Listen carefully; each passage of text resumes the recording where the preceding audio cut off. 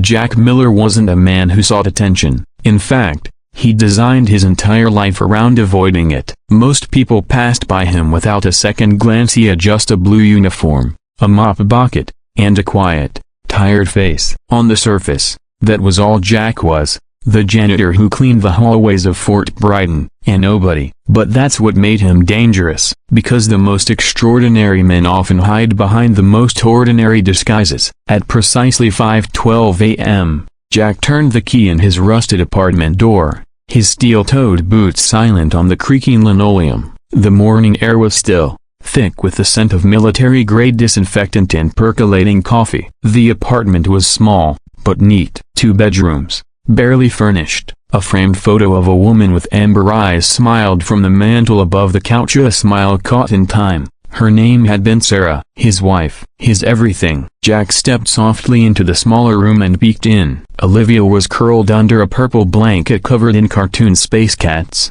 A mess of brown curls spread across her pillow like vines. Her face was peaceful, small lips slightly parted, breathing even. 7 years old, a bright spark of a girl with a laugh that could shatter walls and a will just as strong. Jack leaned down and kissed her forehead. Time to rise and shine, Peanut. Broken bar. 5 more minutes, Daddy, she mumbled, burrowing deeper. Jack chuckled, scooped her up gently, and sat her on his lap in the kitchen while he toasted bread and scrambled eggs. She watched him with sleepy eyes as he worked, and he couldn't help but feel the same awe he did every morning. How could someone so beautiful, so alive, come from something so tragic?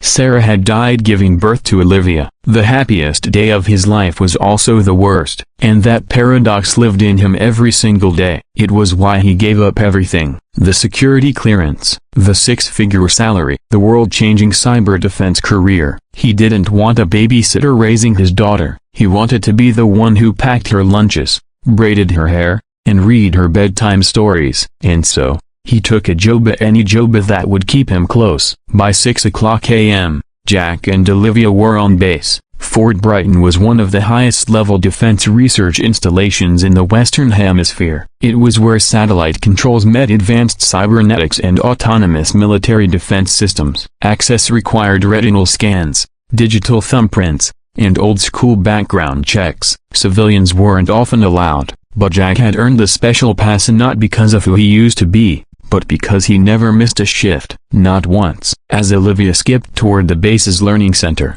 Jack waved to the guards. They barely looked at him. He liked it that way. He entered through the rear service gate and clocked in. Another day, another mop, floors to wax, spills to wipe, trash cans to empty. His badge didn't unlock any command doors, but it gave him access to enough forgotten corridors and dusty labs that he knew the base better than most lieutenants.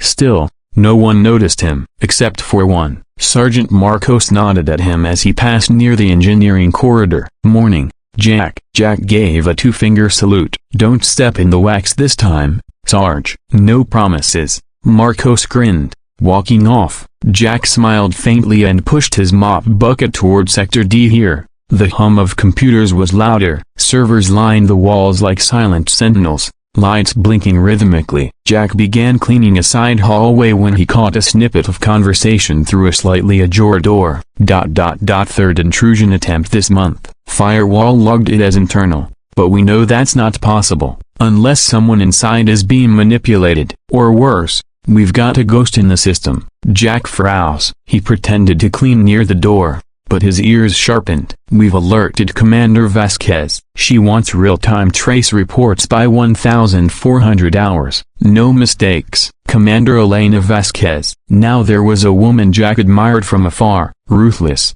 brilliant, and unshakable under pressure. She'd climbed the ranks faster than most men dared dream, and she didn't take failure lightly. He'd seen her once in the cafeteria, standing with the kind of presence that made generals shrink. But even she didn't scare Jack. Not really. He continued down the hall after the voices faded, but his brain was already doing the math. 3 internal cyber intrusions in a month, flagged as false. That wasn't coincidence. That was misdirection. And misdirection meant someone was getting in, from the inside, or someone was hiding in plain sight. Jack paused near an auxiliary server closet. He reached into his back pocket and pulled out a micro wrench. He opened the panel, not against regulation, but definitely not part of his yoga, and glanced at the wiring. His heart rate spiked. There was a reroute here, a subtle one, invisible to most eyes, but not his. Someone had redirected signal pathways through this closet, piggybacking off backup power. It was how you'd feed code into the base's mainframe without anyone noticing. Someone was building a tunnel.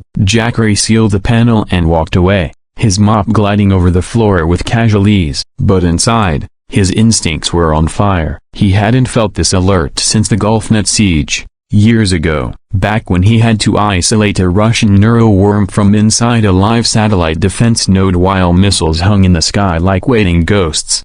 He told no one, not yet. He picked Olivia up that afternoon at 3 o'clock. Like always, they stopped for ice cream outside the base gates. She got bubblegum swirl. He got black coffee, because he hadn't slept well in weeks. As she licked her cone, she asked, "Daddy, do janitors get medals?" Jack laughed. "Not usually, but what if they do something brave?" He paused. "Then maybe they get something even better." "Like what?" "Like a broken bar knowing they did the right thing." She considered this, then nodded, satisfied. "I want to be a janitor like you." His throat tightened. "Let's aim a little higher, Peanut." That night, after Olivia was asleep, Jack unlocked the drawer under his bed. Inside was a flash drive the size of a pinky, encrypted 10 ways to Sunday. Next to it was his old military ID, long expired, and a photo of Sarah holding newborn Olivia in a hospital bed. He stared at them for a long time. He'd sworn never to go back, never to log into a secure system again,